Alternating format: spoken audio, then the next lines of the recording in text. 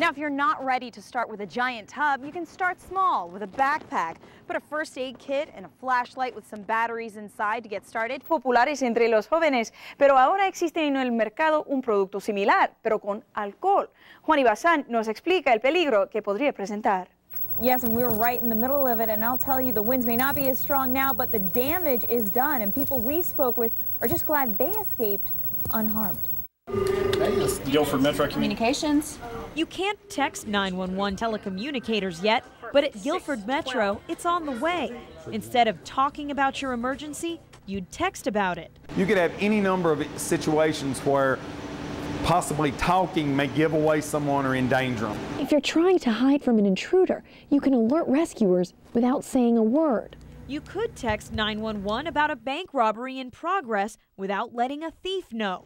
Guilford Metro is testing an internet protocol system. It lets people send digital data directly to 911 telecommunicators.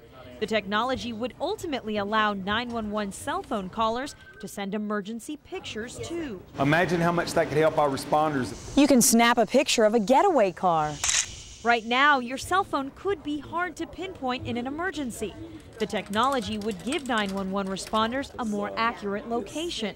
It would also arm them with critical details before they get to the scene. Having that information ahead of time, in my opinion, and the opinion of most 911 authorities, will save lives and will save money and property. Heaven is a beautiful place because the Bible tells me so.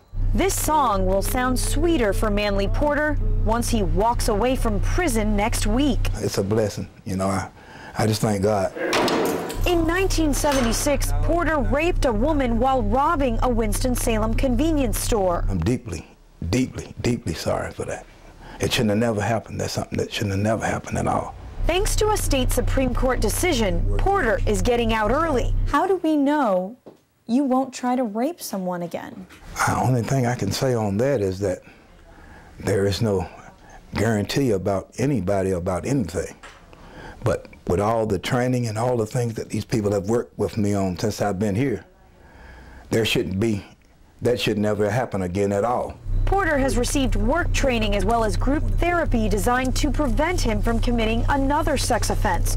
He must remain a registered sex offender the rest of his life, but no officers will monitor him once he leaves here. Do you think people can feel safe with you out of prison? Yeah, I think they can. I feel like they can. I don't have any urges or anything of that nature to try nothing like that. Frank, between crowds, road closures, and all the events, it'll be anything but business as usual. So some workers on Elm Street are putting in extra time to be ready for the big day.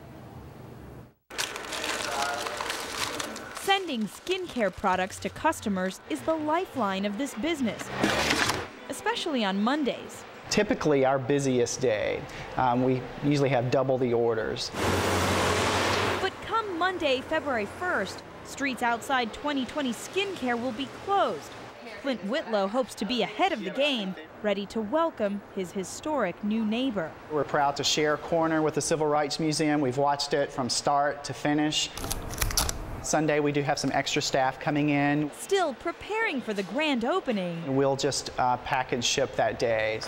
And street closures. We will physically have to load everything and carry it to the post office ourselves. Means beating the clock on weekend orders that won't stop for a special event. You gentlemen have a great day. We'll see you next time. We expect a lot of traffic, foot traffic, and we hope people will enjoy the event. With Elm Street closed, Saki Lazakis may open his restaurant early for the museum crowd. It's like a little New York here when it's busy. It feels good. Even if the day feels like New York, February 1st belongs to Greensboro. And that morning, we hope to just be in here and enjoy the festivities and have a bird's eye view right here across the street. School won't start on time in Guilford County tomorrow. Transportation Director Jeff Harris is expecting at least a 3-hour delay. Now, just how long that could be extended is still up in the air. This is really hard. Most of Solomon Jefferson's 6th grade classmates are wishing this white stuff would cancel class Monday, but not Solomon. You miss school and then you have to do days over. every day at school you have to do them over every time you miss it. And that's not cool. How's the Summerfield area look? The school district transportation director is looking for slick spots. Jeff Harris particularly worries about unplowed roads. After this freezes hard, if a school bus is traveling down this street, trying to make a stop at the stop sign, it could cause a serious potential problem. Harris and his staff cover the county, some equipped with air and road surface temperature devices. What are y'all thinking? For now, Harris is thinking at least a delay. Delaying gives more time to melt in the morning, also puts a little sunlight. As for Solomon, who's wishing for just a regular day at school, I don't know, I'm different. Harris and his crews plan to be back on the roads at 4 o'clock in the morning, checking those trouble spots. They aim to make a decision by 5 o'clock in the morning.